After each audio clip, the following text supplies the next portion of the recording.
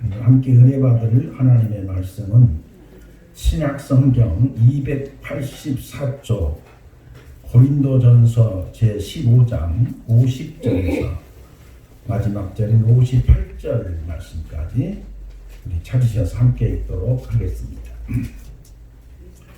신약성경 284쪽 고린도전서 제15장 50절에서 58절 찾으셨으면 우리 주님의 은혜를 사모하는 마음으로 함께 읽도록 하겠습니다. 함께 읽습니다.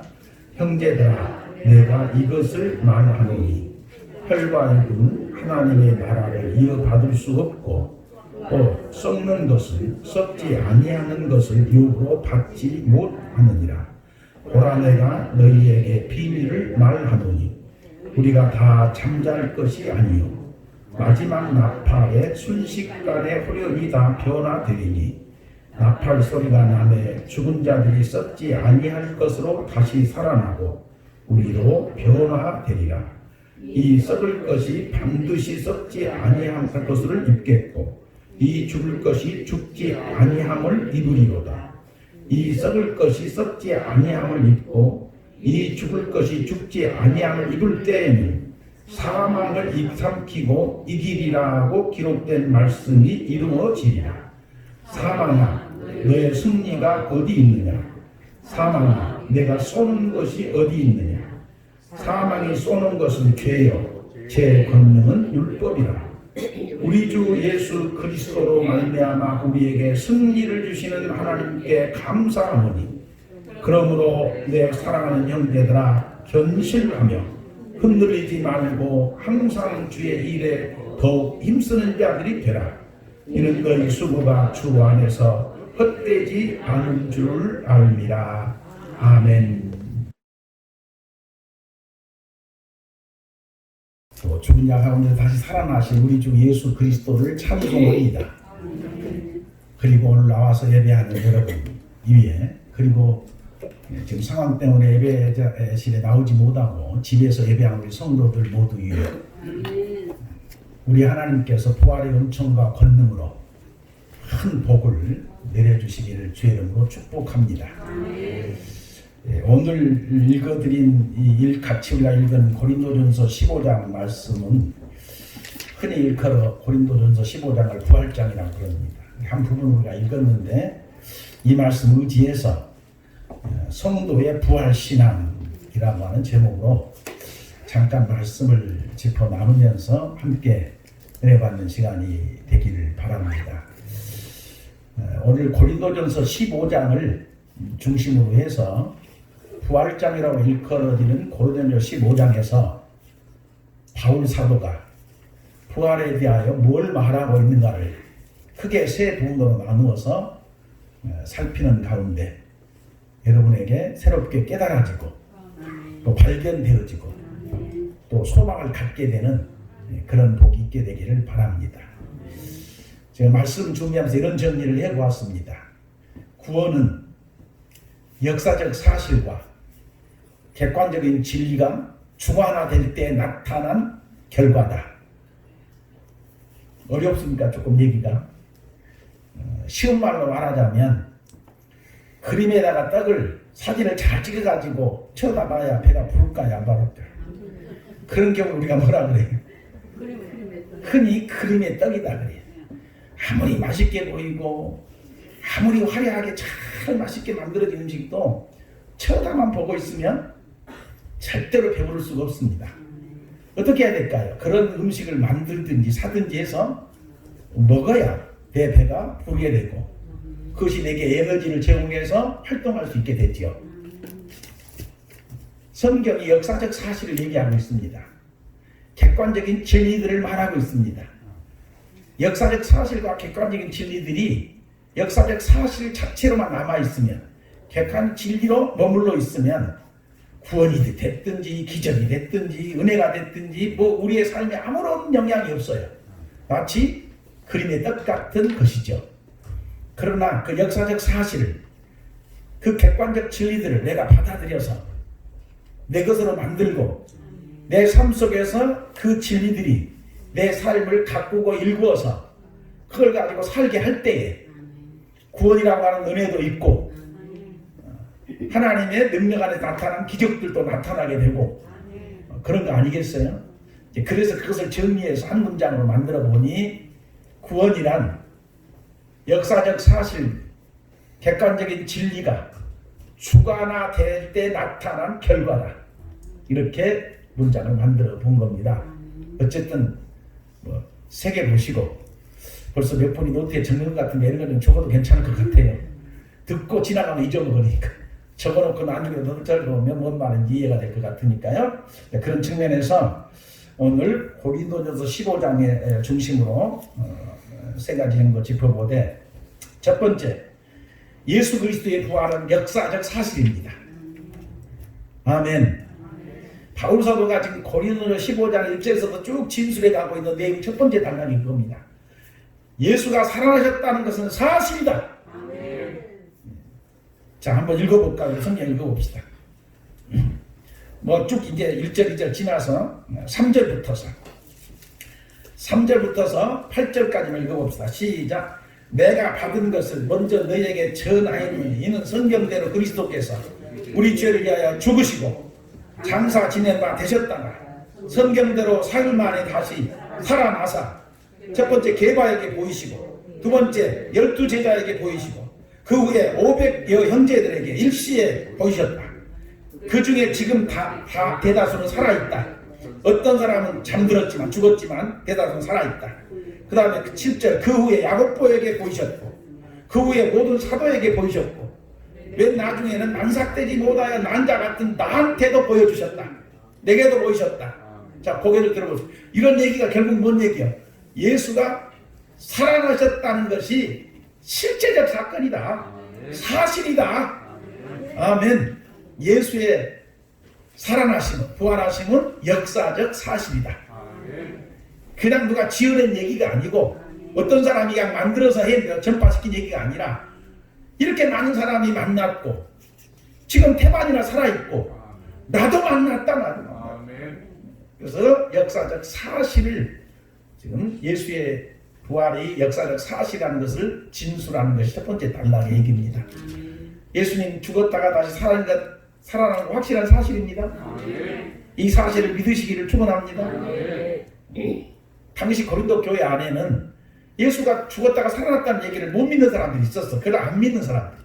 교회는 다니는데 믿지 못하는 사람들이 있었다면, 그러니까 이제 바울 사도가 그런 사람들 대상으로 어째 예수가 살아났다는 것이 이렇게 확실한 사실인데 그래서 우리 전한 건데 그걸 못 믿냐? 왜 안 믿냐? 그리고 다른 사람들에게 예수 살아난 것을 부정적으로 얘기하냐? 그러면서 지금 고린도전서 15장을 써가고 있거든요. 그리고 혹시라도 이 가운데 고린도 교회 그런 사람들처럼 안 믿거나 못 믿는 사람이 있으면 안 됩니다. 믿으시기를 축원합니다. 확실한 사실입니다. 복음서, 매 복음서, 사복음서 모두가 다 예수의 부활을 진술하고 기록하고 있는데 그때 예수님의 제자들이 예수님을 살아나신 앞에 세워놓고도 못 믿었어. 예수님이 분명히 무덤에 장사됐는데 아니 사흘 지난 후에 탁 살아나셔서 자기가 나타날 때 얼마나 놀랬겠어요. 우리가 가지고 있는 지식의 한계성, 경험의 한계성이라는 것이 사람이 죽으면 무덤 속에 죽으면 더 이상 못 살잖아. 그게 우리가 가지고 있는 경험적 한계성이고 우리가 가지고 있는 지식의 한계성이라는 거예요. 그런 한계성을 가지고 올 때 살아나신 분이 아니 죽으신 분이 사람 딱 앞에 나타났을 때 얼마나 놀랬겠어. 그래서 혹시 유령인가 무슨 유령인가 그래서 안 믿었다고 해요. 그러니까 주님이 그것을 확인시켜 주려고 뭐 했어요? 손과 옆구리를 보여주면서 좀 만져봐라. 영은 살과 뼈가 없다. 눈으로는 보일 수 있어도 만지면 안 만져진다. 그렇지만 너희들 와서 한번 만져봐. 그리고 옆구리 창짝을 보여주면서 확인 좀 해봐. 손 못짝을 보여주면서 확인 좀 해봐. 그래도 긴가민가해. 믿는 사람도 있는 것 같고 안 믿는 사람도 없고 긴가민가 하니까 너희 가운데 뭐 먹을 것이 없냐? 라고 물어봐. 그래서 구운 생선 한 토막을 드리니까 어땠어요? 그것들이 보는 앞에서 그것을 잡수셨다고요. 어떻게 살아나지 않고서야. 그래서 예수님이 배고파서 먹은 게 아니고 당신이 살아났었음에 대한 확증을 주시느라고. 만져보라 하시고 손과 옆구리도 보여주시고 생선 한 토막도 잡숴 보이시고 부활하신 주님은 배고파서 먹은 건 아니겠죠.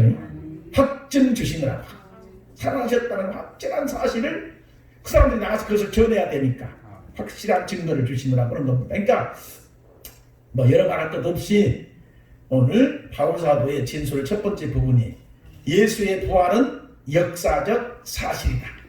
실제적 사건이다. 이것을 성경이 가르치고 있고 사도들이 전하고 있습니다. 성령의 비추심을 따라서 예수님이 사셨음에 대한 확신을 얻게 되기를 축원합니다. 그것이 확실히 믿어지는 복이 있기를 바랍니다.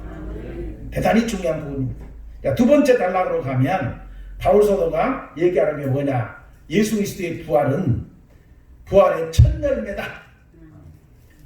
그리스도의 부활은 부활의 첫 열매다. 이게 두 번째 바울사도가 진술하고 있는 내용입니다. 그럼 부활의 첫 열매라고 하는 것을 강조한 예수의 부활이 사실뿐만 아니라 예수의 부활을 따라서 우리도 부활할 거다. 성도들도 부활할 거다. 그것을 진술해 가면서 그것을 믿으라, 확신을 가지라고 진술하고 있습니다. 한번 읽어볼까요? 성경 20절 20절부터 읽어봅시다. 몇 절만 같이 읽습니다. 시작.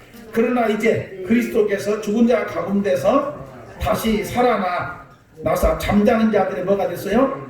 첫 열매가 되셨도다. 사망이 한 사람으로 말미암았으니 죽은 자의 부활도 한 사람으로 말미암는도다. 아담 안에서 모든 사람이 죽은 것 같이 그리스도 안에서 모든 사람이 삶을 얻으리라. 그러나 각각 자기 차례대로 되리니 먼저는 첫 열매인 그리스도요, 다음에는 그가 강림하실 때 그리스도에게 속한 자요. 아멘. 여기까지 읽어도 돼요.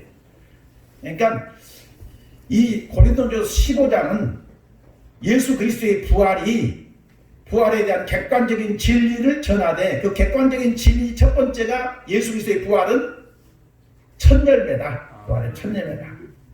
부활의 첫 열매라고 하는 것을 진술하고 있는 내용은 모든 죽은 자들을 대표해서 예수님이 다시 살아나심으로 예수가 사신 것처럼 모든 죽은 자가 다시 살아날 거다. 그것을 진술하고 증거하는데 두 번째 단락에 바울사도가 쓰고 있는 고린도전서 15장의 내용입니다. 여러분 확신을 가지시기를 축원합니다. 소망을 갖게 되기를 축복합니다. 이것이 제대로 믿어지고 이것이 확실한 소망으로 내 안에 붙들려지면 사는 게 즐거워요. 지금 여러분 몸이 좀 힘드시고 불편하시고 아프시고 그렇죠. 지금 우리가 입고 있는 몸은 어쩔 수 없어요. 지난 주중에 우리 이덕순 권사님 병원에서 이제 퇴원하셔가지고 집에 오셨다고 해서 잠깐 신방 갔는데 그냥 뭐 여러 가지 어디 아프시고 이런다고 그래. 그래서 권사님 어떡하겠습니까? 나이 들면 아무리 싱싱하고 건강한 나도 이제 나이 조금 더 들면 나도 여기저기 아플 것이고 나도 아픈 거 할 수 없죠. 그거 뭐 몸이라고 하는 것이 세월 가고 시간 가면 기운도 없어지고 주름살도 생기고 멀쩡하던 무릎이 아프기도 하고 그럴 거 아니겠어요? 어쩔 수 없는 거예요. 그건. 그런데 이 부활의 소망을 갖게 되면 이 몸은 어차피 벗어야 할 몸이야. 아멘. 낡은 옷을 벗어버리듯 벗어야 할 몸이라고요. 그리고 이 몸을 벗고 나면 그 다음에 새롭고 신령한 몸을 입게 될 거라고요. 그 과정을 이끌어가 부활이라고 합니다. 아멘. 성경은 여러 군데서 그리스도 예수의 부활의 몸으로 변화된 것이 우리 몸도 그와 같은 몸으로 형상돼서 변화돼서 영원히 살 것을 가르치고 있습니다. 그러니 예수의 부활이 부활의 첫 열매라고 하는 객관적인 진리를 지금 진술하고 있는 이 내용에서 이것을 확실히 붙잡고 이것을 확실히 믿게 되기를 축원합니다. 그리고 그 소망을 갖게 되기를 바랍니다. 그래서 아프시면 병원에 가서 치료받으시고 운동 열심히 해가지고 건강하게 하여튼 나는 소원이 죽을 때까지 건강 그냥 하다가 그냥 하늘나라 가는 것이 최고 좋아. 안 아프고 그냥 병원에 한 번도 안 가고 안 아프고 그냥 하늘나라 가면 얼마나 좋을까요? 하늘 불러갈 때까지 건강하게 살다가. 그렇지만 사람이 그렇게 바란다고 그래 되겠습니까? 아프면 병원에도 가고 그러죠. 그럴지라도 절망합시다. 막시가 그건 어쩔 수 없이 몸을 입고 사는 날 동안은 어쩔 수 없이 아플 수도 있고 병원 갈 수도 있어요. 그런 것이 실망스러운 사건이 아니에요. 아프면 병원에 가 치료받으면 될 것이고, 뭐 치료 다 못 돼가지고 하나님 그냥 그대로 불러가면 또 가는 거고. 그러나 우리가 가는 건 그런 것 때문에 두려워하거나 염려하거나 불안할 건 아니고, 이 몸은 벗게 되고 반드시 새로운 신령한 몸을 입게 될 거라는 부활의 소망을 갖고 씩씩하게 삽시다. 소망스럽게 삽시다. 낙심하고 절망하기보다는 그래도 감사하고 그래도 찬송하면서 할렐루야. 그래서 수많은 성도들의 얘기거리 가운데 어떤 권사님이 병원에 입원했는데 성도들이 가서 이제 병원에 입원했다고. 그래서 문병을 갔어요. 그랬더니 오히려 신방 가신 분들, 문병 가신 분들이 은혜를 받고 왔대요. 왜 그랬을까요?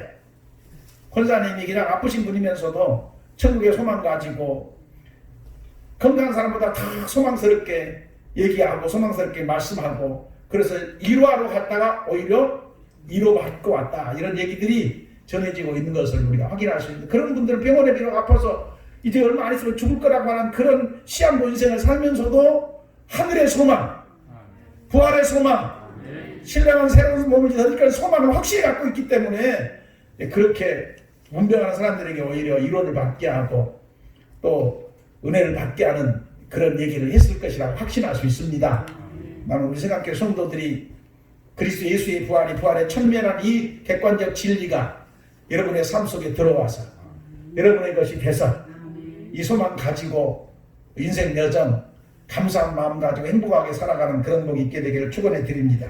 그 다음에 객관적인 진리 두 번째, 대단히 중요한 건데요. 한 장 넘기셔가지고 오늘 본문 안에 들어가서 보면 53절부터서 56절까지 한번 읽어봅시다.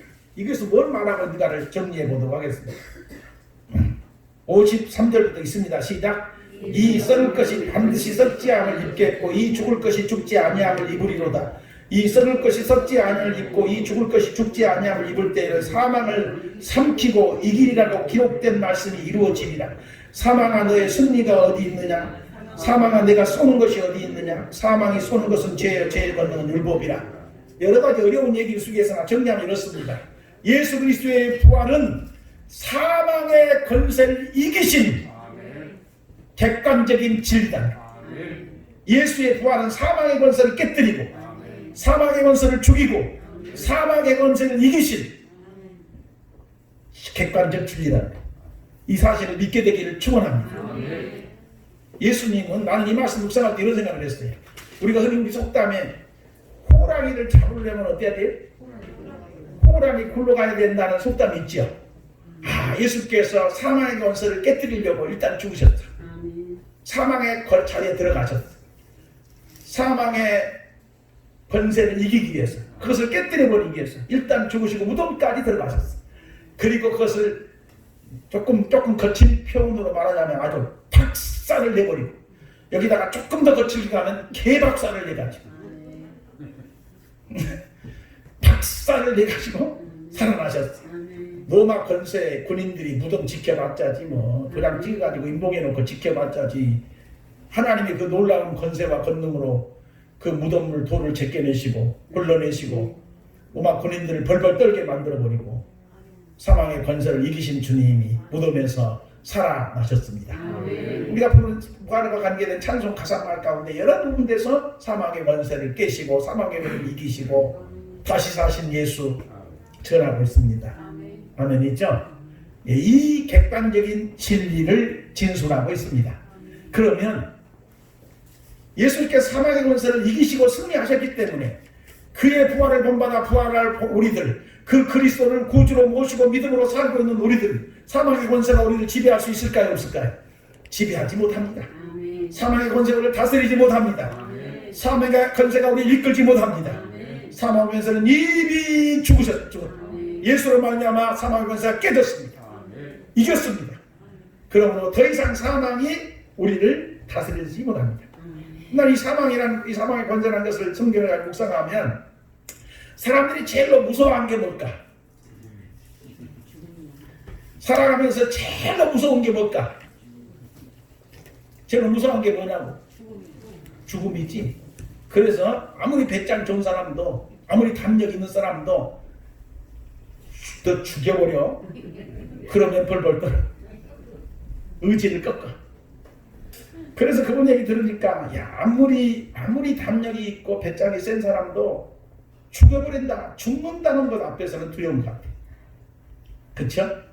그래서 이 사람이 사망의 권세가 사람을 딱 지배하면 사람은 죽음에 대한 두려움을 갖게 한다. 그래서 죽음에 대한 두려움을 갖는 것은 사망의 권세의 지배를 받고 있기 때문에 사람이 죽음 앞에 두려워하고 죽음에 대한 두려움을 갖고 있다. 이렇게 정리해 볼 수 있을 것이라고 믿습니다. 그렇다면 예수는 죽으셨다가 사셨다. 사망의 권세를 이기셨다. 이 객관적 진리를 확실히 붙들고 그 믿음을 가지고 그 소망 가운데 산다면 죽음은 두려운 게 아니라 다시 살 거라고 하는 소망을 쪽으로 우리를 이끌고 가면서 담대하게 대응해 나갈 수 있게 할 줄로 믿습니다. 그래서 기독교 역사를 살피면 어떻습니까? 수많은 사람들이 박해 앞에서 생명을 내던지고 죽음 앞에 서서도 조금도 요동하지 않고 찬송을 부를 수 있었고, 그렇죠? 믿음을 끝까지 지키는 그런 모습을 보여주고 있는 것이라고 믿습니다. 그 사람인들 죽는다 하면 안 두려웠겠어요? 그런데 주께서 다시 살았다는, 사망 권세를 이기셨다는 이 진리가 주관화돼서 그들의 믿음이 되고 소망이 되기 때문에 죽음도 두려워하지 않고 죽음 앞에서 찬송을 부를 수 있는 여유가 있고 하늘의 시터에 소망을 가지고 신앙을 고백할 수 있는 믿음의 확신이 있었는 줄로 믿습니다. 우리 새감교회 성도들은 이 객관적인 진리, 예수의 부활은 사망의 권세를 이기셨다, 이 진리가 주관화되기를 축원합니다. 우리의 것이 되기를 축원합니다. 그래서 어떤 상황 앞에서도 두려워하지 않고 찬송 부를 수 있는 그런 평강과 여유로움을 갖게 되는 복이 있기를 축원해 드립니다. 또 하나 바울 사도가 진술하고 있는 객관적인 진리 하나가 또 있습니다. 자, 50절로 가봅시다. 50절 같이 읽습니다. 50절 시작. 형제들아, 내가 이것을 말하노니 혈과 육은 하나님의 나라를 이어받을 수 없고 또 썩는 것은 썩지 아니하는 것을 욕으로 받지 못하느니라. 51절 보라, 내가 너희에게 비밀을 말하노니 우리가 다 잠잘 것이 아니요 마지막 나팔의 순식간에 호련이 다 변하더니 나팔 소리가 나매 죽은 자들이 썩지 아니할 것으로 다시 살아나고 우리도 변화되리라. 아멘. 이걸 정리하면 이렇습니다. 예수 그리스도의 부활은 부활의 첫 열매가 되고 우리도 예수를 따라서 부활하게 될 겁니다. 그래서 이것을 바탕에다 두고 이 세 번째 객관적인 진리에 진술하고 있는 진리가 뭐냐라고 하면 예수의 부활의 몸을 입게 될 우리들이 하나님의 나라를 이어가게 되고 썩지 아니할 것을 유업으로 받게 되는다는 진리를 말하고 있습니다. 혈과 육은 하나님 나라를 이어받을 수 없다는 거예요. 그 말이 뭔 말입니까? 지금 이 몸을 입고는 썩지 아니할 하나님의 나라, 영원한 하나님의 나라를 상속받을 수 없다는 겁니다. 이어받을 수 없다는 겁니다. 아멘. 이 몸 가지고는 안 된다는 겁니다. 이 몸을 무덤 속에 탁 묻어버리고 이 몸은 흙으로 보내버리고 예수의 부활을 본받아 새로운 몸을 입을 때 그 부활의 몸을 입고서야 하나님의 나라를 이어받을 수 있고 상속받을 수 있다는 것을 말하고 있습니다. 아멘이죠? 그러니까 얼마나 소망스러운 얘기요. 영원한 하나님의 나라, 우리로 하여금 이어받고 상속받게 하시려고 예수 그리스도께서 앞서서 부활하심으로 부활의 첫 열매가 되어 주셔가지고 우리로 하여금 예수의 부활처럼 다시 우리도 부활하기 위해서 영원한 하나님의 나라를 상속받게 할 것이고 이어받게 할 것이니 이것이 바울사도가 전하고 있는 부활과 관계된 객관적 진리 세 번째임을 우리가 짚어볼 수 있습니다. 소망 가지십시다. 어차피 하나님 나라 들어가서 그것을 욕으로 받으려면 이 몸은 벗어야 돼. 이 몸은 벗고 새로운 몸을 입어야. 왜냐하면 하나님 나라는 썩지 아니할 나라니까. 하나님 나라에서 우리가 누리게 될 그 영광스러움도 썩지 아니할 영광스러우니까. 육신 가지고 살아날 동안 얻는 영광은 그것은 사라질 영광이에요. 잠시 잠깐 누릴 영광이고. 그렇죠? 몸이 아무리 잘생기고 몸짱으로 생기고 세고에서 최고로 미인한 미녀로 생겨도 그것은 순간에 다 지나가. 그렇죠? 이쁘게 생겼다고 사람들한테 칭찬 들어봐야 얼마 지나가봐. 다 그건 막 지나가는 거예요.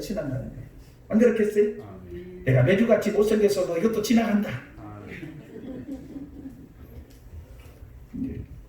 어쨌든 간에 여러분, 바울사도가 전하고 있는 객관적인 진리 세 번째가 뭐라고요? 우리가 부활의 몸을 입을 때만 하나님의 나라를, 썩지 아니할 주의 나라를 이어받을 수 있고 상속받을 수 있다는 것, 그것을 진술함으로 부활이 우리에게 가져다는 은혜로운 일들이 얼마나 영광스러운 일들이 있음을 말하고 있습니다. 그래서 고린도전서가 세 가지 객관적인 진리 말하고 있습니다. 첫 번째, 예수의 부활은 부활의 첫 열매다. 그건 우리도 부활할 거다.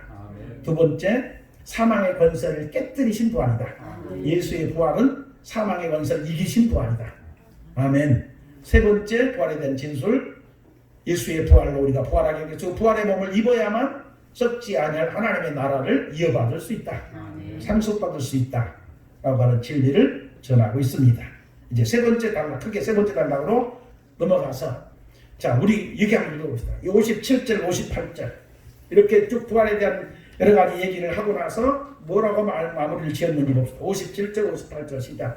우리 주 예수 그리스도로 말미암아 우리에게 승리를 주신 하나님께 감사하오니, 그러므로 내 사랑하는 형제들아, 견실하며 흔들리지 말고 항상 주의 일에 더욱 힘쓴 자들이 되라. 이런 너희 수고가 주 안에서 헛되지 않은 줄 알미라. 아멘. 앞에 부활에 대한 역사적 사실과 부활에 대한 객관적인 진리를 쭉 진술해 놓고 마무리를 어떻게 지었어요? 그러므로 사랑하는 형제들아, 그러므로 예수 믿고 구원받은 하나님의 백성들아, 그러므로 여기 모인 우리 사랑하는 성도들아, 그러므로 지금 이 시간에 집에서 예배하고 있는 우리 세강교회 성도들아, 이 역사적 사실과 이 객관적인 진리를 주관화해라. 내 것을 만들어라. 내 것이 되도록 해라. 아니, 내가 예수 믿고 구원받은 사람이 됐으니 이미 것이 내 것이 됐다. 그래서 이 확실한 바탕을 가지고 지금도 어떡하라고? 주의 일에 더욱 힘쓰는 사람들이 되거라. 그 다음에 견실하며 흔들리지 말며, 견실하며 흔들리지 말며, 이 말이 뭔 말일까요? 두 가지 의미로 생각합니다. 당시 고린도 교회가 어쨌다고요? 부활을 못 믿는 사람들이 있었다니까. 부활을 안 믿는 사람들이, 못 믿는 사람들이 있었어. 그러니까 주변에서 그런 사람들이 와가지고 죽은 사람이 한 번 죽었으면 끝나지 산단가 이렇게 막 헷갈리는 소리를 하는 사람들이 있단 말이야. 그런 말 듣고 성도들이 흔들릴까? 안 흔들릴까? 그 말 들어보니까 또 그 말이 맞는 것 같네. 목사님 얘기 들으면 이쪽 말이 맞는 것 같고, 부활이 없다고 하는 사람들의 말을 들으면 그쪽 말이 맞는 것 같고, 헷갈리고 흔들릴 거 아니야? 그러니까 흔들리지 말고 견실하여, 아멘. 견고하여, 그 말이야. 견실하여, 견고하여, 흔들리지 말라는 얘기야, 그런 말에. 왜냐하면 예수의 살아나심은 역사적 사실이니까, 우리가 부활할 것은 확실한 사실이니까, 사망의 권세를 이겼으니까, 하나님의 나라를 상속받을 것이니까, 이 진리에 굳게 서서 흔들리지 말아라. 흔들리지 말아라. 믿어지면 아멘. 흔들리지 마세요.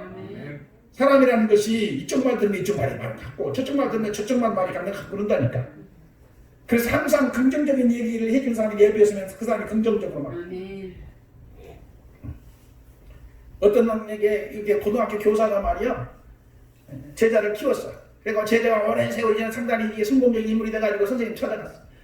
그런데 교통사고로 이게 막 만신불수가 돼가지고 막 그냥 이제 일어나지도 못하고 이게 해체를 타고 다녀. 그래서 항상 우울증에 빠져가지고 내 인생 끝났구나, 죽어버리려고 이제 그런 생각을 하고 있는 거예요. 아주 부정적으로 인생을 이해하고 우울증에 잡혀가지고 그런 사람인데, 어느 날 그 성공적인 제자가 이제 선생님을 수업에만 찾아가서 이제 선생님을 이렇게 이제 막 인사하고, 이게 TV에 방송이 됐어. 그러니까 그 제자들이 다 선생님한테 막, 지금은 문전성시인데 선생님들이 이렇게 제자들이 번호표 붙여놓고, 오늘은 누가, 내일은 누가 밀려있대, 내 TV까지 밀려있대, 선생님 만나고. 그래가 제자들이 막 그렇게 찾아오니까 드디어, 야, 내가 헛되이 살지 않았구나. 내가 그래도 제자들 잘 키우고, 이래가지고 막 긍정적인 에너지가 생겼어. 소망스러운 에너지가 만들어졌어. 그래가지고 막 처음에 봤을 때보다 얼굴이 얼마나 좋아졌는지, 그러고 부지런히 운동을 해가지고, 그전에는 헬스에서 일하지 못했는데 운동을 계속하면서 지금 이제 조금씩 걸어. 그래가지고 지금 얘기하면 얼마나 그 모습 속에 신나는 모습이 보이는지 몰라. 그래요. 그러니까 내 주변에서 막 그렇게 뭔가 내 신나게 만들고 막 긍정적으로 얘기하고 이런 얘기를 즐겨드려야 내 인생이 즐겁지. 맨날 오면 우울한 얘기만 하네. 맨날 힘드는 얘기만 하고 뭐 부정적인 얘기만 하면 그런 사람 옆에 두면 같이 나도 어두워져, 우울해져. 절대로 우리 주변에는 긍정적인 얘기만 하는 사람들만, 에너지가 꽉 뿜뿜 뿜기는 그런 사람만 옆에 있으면 참 좋겠어요. 그죠? 그런 사람과 가까이 하면 힘을 얻습니다. 어쨌든 부활에 대한 얘기도 자꾸 부활에 대해 성경이 진술한 대로 믿자, 이런 말씀 묵상하면서 힘을 얻으시고요, 소망을 갖게 되기를 축원합니다.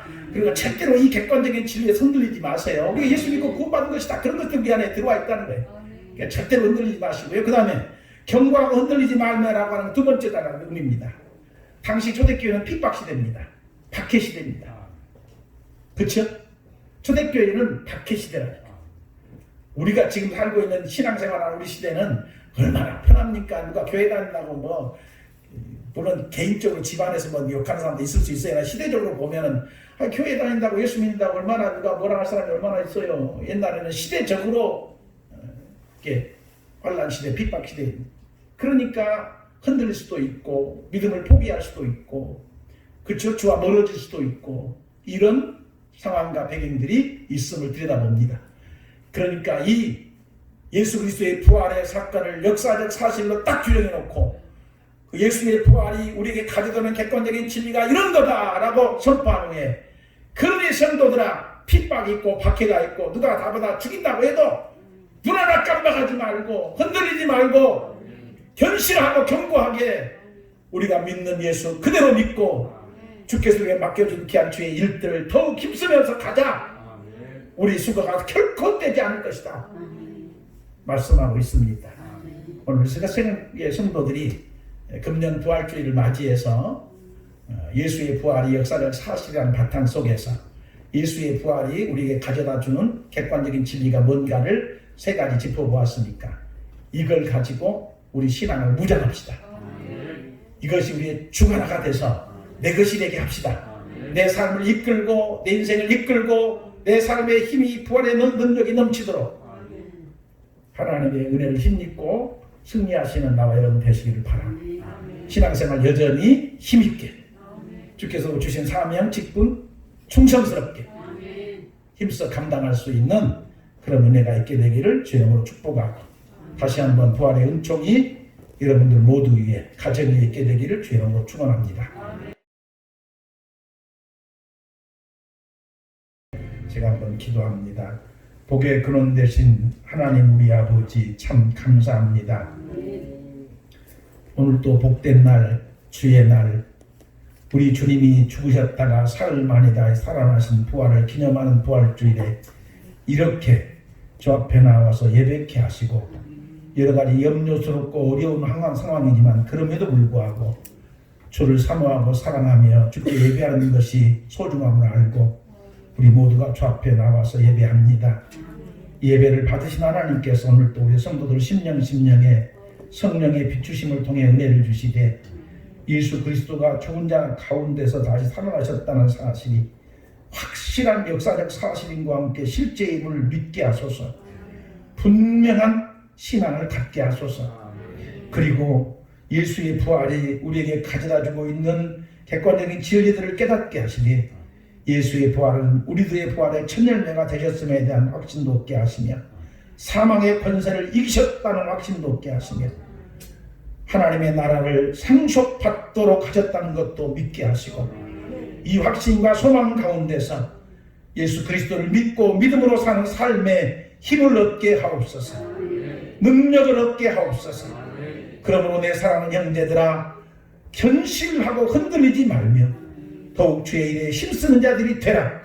권면하신 말씀을 받아 우리가 그리스도 예수의 사람들로 세상 무대에서 능력 있게 힘 있게 우리의 삶에 놀라운 역사들이 있는 그런 성도로 살아가도록 복을 더하여 주옵소서. 은혜 주실 줄 믿습니다. 감사하고 더불어 간구하는 것은 암울하기만 했던 어둡기만 했던 캄캄하게 했던 무덤 속에서 부활로 나오신 주여, 다시 사신 예수여, 우리 성도들의 삶 속에 드리워 있는 모든 흑암의 권세, 어둠의 세력들, 모든 어둡고 캄캄하고 불행한 것들 다 물러가게 하시고 부활의 은총으로 복을 주셔서 감사가 넘치고 평강이 넘치고 감사와 즐거움이 넘치는 그런 하나님의 사람들의 삶이 되도록 복을 내려 주옵시고, 지금 우리가 겪고 있는 여러 가지 어려운 상황 속에서 은혜를 부으셔서 이 어두운 것들이 물러가게 하시고 이 힘든 것들이 다 떠나가게 하시고 감사와 기쁨으로 충만하게 되는 귀한 역사가 이 땅 위에 인류 위에 임하게 하여 주옵소서. 복을 주실 줄 믿습니다. 감사할 때에 예수님의 이름으로 축복하고 기도하옵나이다. 아멘. 복의 근원 되신 하나님 감사합니다. 복된 날 주 앞에 나와 뵙게 하신 것도 감사없는데 귀한 예물 준비하여 주께 드리도록 복을 주셨음도 감사하나이다. 이 시간 주 앞에 드린 예물 주께서 받으시며 우리가 삶의 여정에 이것이 수단위에서 생활하고 또 이것이 수단으로 쓰여져서 우리 하나님의 구원 계획도 이루어드리며 하나님 나라가 세워져 가도록 섬기게 되오니 우리 성도들의 생활에 생업에 가정에 하는 일에 형통한 복을 주심으로 넉넉하게 하셔서 즐거이 손을 펴서 일하고 즐거이 손을 펴서 섬기며 나누도록 복 내려 주옵소서. 하나님의 구원 계획과 하나님의 나라가 이루어지도록 섬기게 하시되 넉넉하게 섬기도록 복을 주옵소서. 몸을 가지고 땅에 살기에 주 앞에 이를 때까지 건강 들고 붙들어 주옵시며 가정들 주셨으니 구원의 복으로 온전하게 하사 믿지 않는 가족 예수 믿고 믿는 가족 더 잘 믿도록 성령으로 늘 이끌어 주옵시며 허락하신 자녀손들을 되돌려가며 여호와를 경외하고 주의 진리 안에 거하며 하나님의 계획 섬기는 일에 존귀한 사람들로 땅에 살아가도록 복 내려 주옵소서. 은혜 주실 줄 믿습니다. 감사하고 여기 나오지 못한 우리 성도들, 집에서 예배하는 성도들 가정과 하는 모든 일에도 형통한 복이 있게 하여 주옵소서.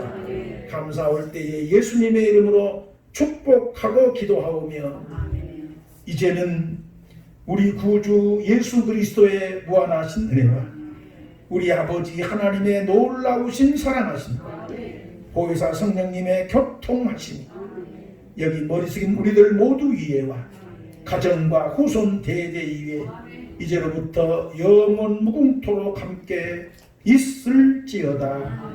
아멘.